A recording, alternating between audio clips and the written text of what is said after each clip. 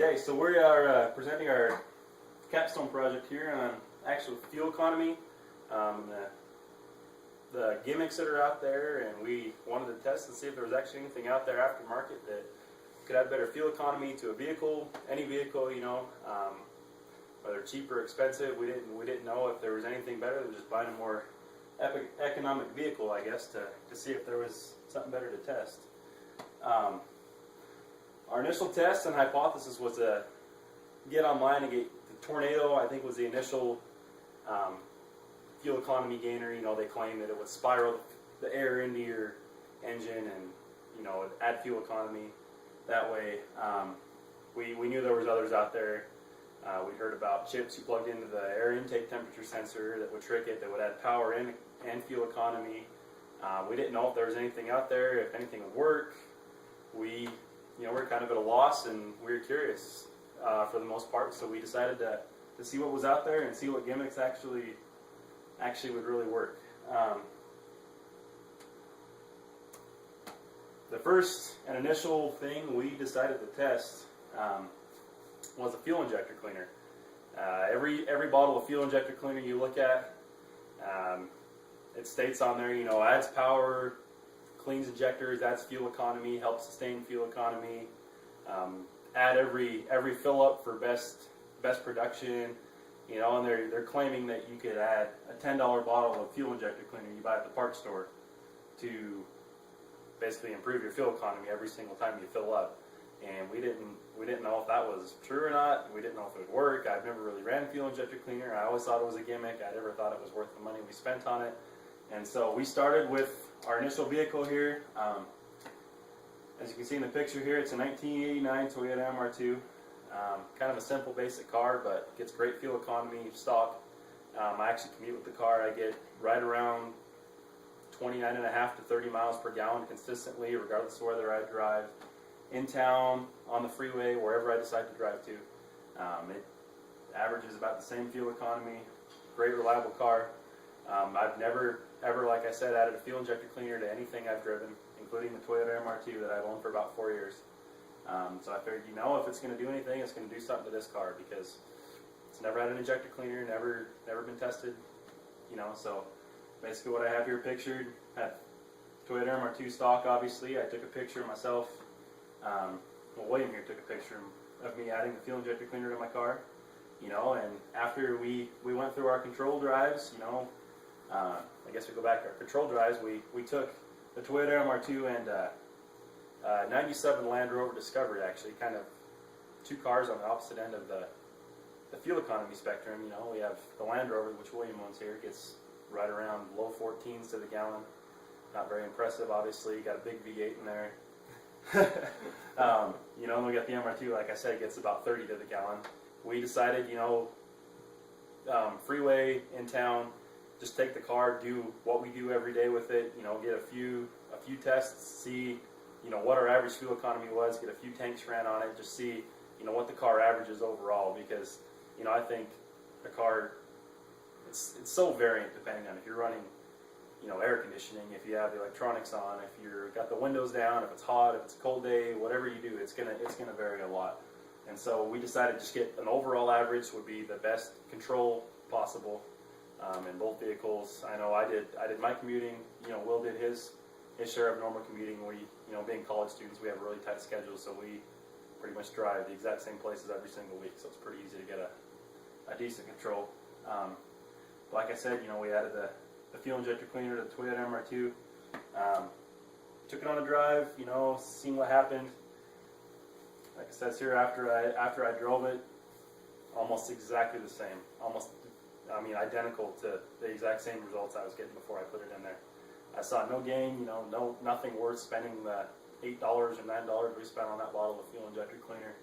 You know, I run premium fuel, maybe that's why I got better fuel economy.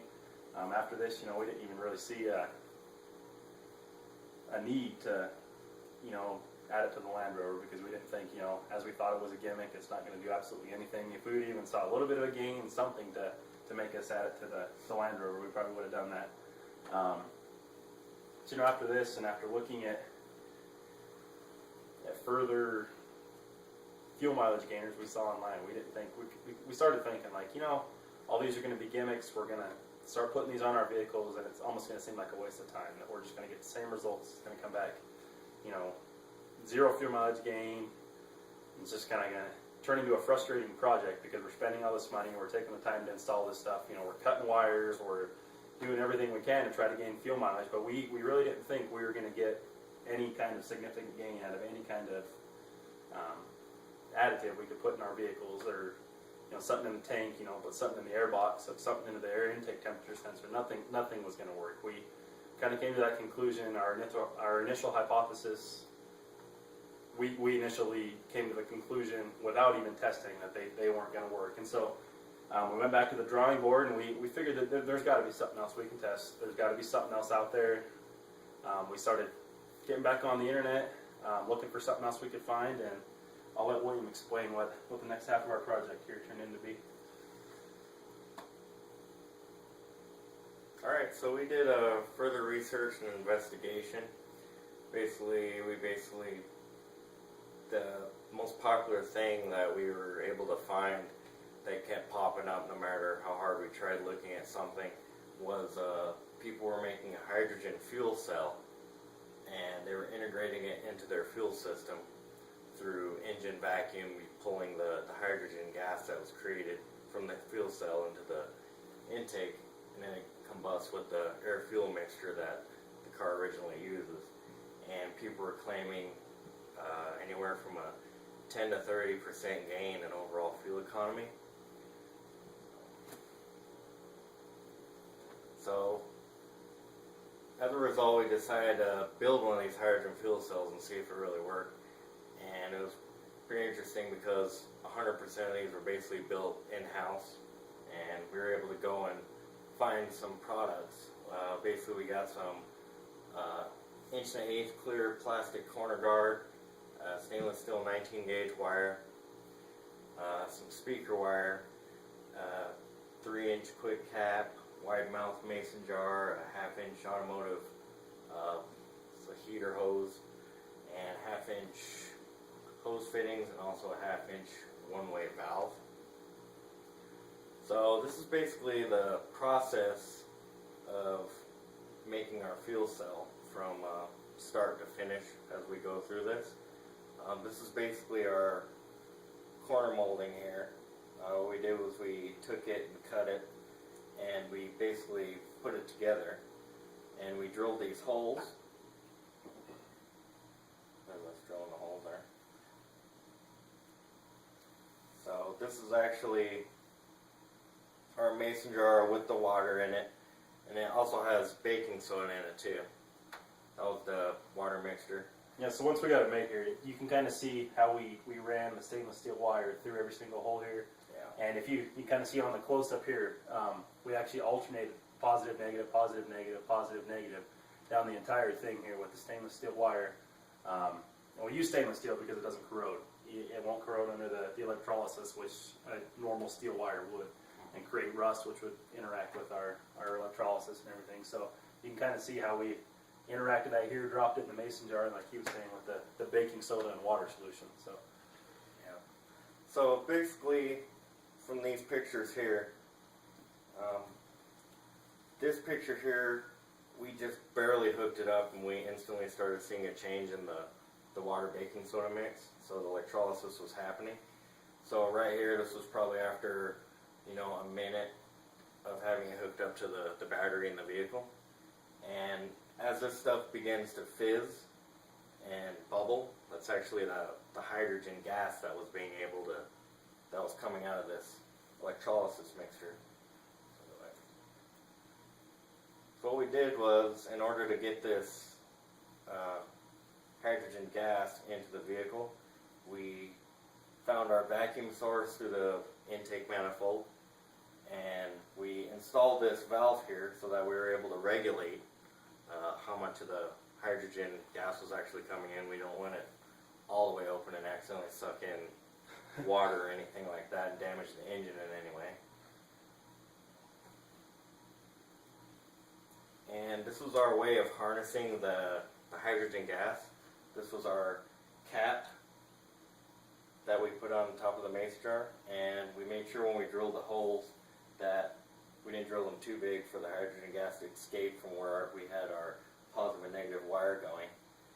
So as the vehicle's running, the engine vacuum regulated from our valve here is sucking the gas that is generated through the hydrolysis into the intake manifold. And this is basically us wiring it up. And one kind of note here, when we tested, we actually wired straight into the battery, which probably isn't a good idea if you're going to run this every day, because obviously you're going to get straight power through your hydrogen fuel cell, no matter if the car's on or off. A way we could see that this would actually work on a normal application would be to wire through, say, like the wiper motor or the headlights or something like that, to a point where the hydrogen fuel cell is only activated when the car is in the on position. When the key's in the on position, you have power running through the vehicle. It will then turn on the fuel cell and get everything activated and working again. Obviously, when you have it hooked straight to battery power, it's going to be running nonstop, and you're going to run out of electrolysis real quick, the electrolyte real quick. So, yeah, that was just a picture of us driving. You know, at road tests, get on the freeway here. This is obviously just a couple of freeway pictures while we're out there, basically burning through fuel, seeing how much fuel we're actually burning through. So,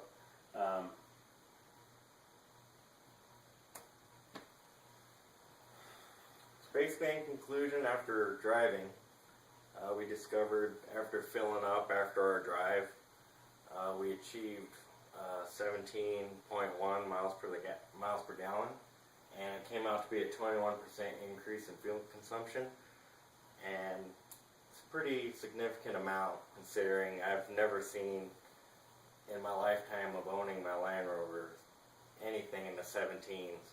I've always computed 14s, 14 and a half. Went on a Vegas drive once and I was getting 15.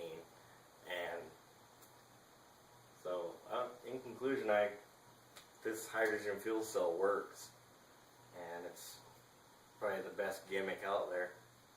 significant gain. I mean, 21%. You take 21% and put it on 30 miles to the gallon. You're getting another 6 miles to the gallon.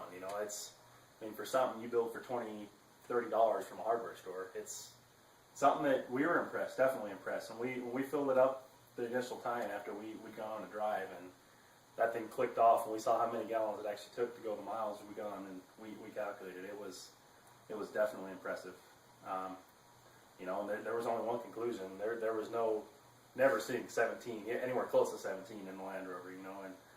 I think with the conclusion here in the Land Rover, definitely the fuel sucker out of the two cars we tested, it was definitely a conclusion we came to that it worked. And they make better, they commercialize better fuel cells obviously than the ones we made at the hardware store, which obviously could probably produce more hydrogen gas and even better results than what we came to. But for something we made with just simple parts you can run down and pick up right now, the conclusion was definitely revealing to us.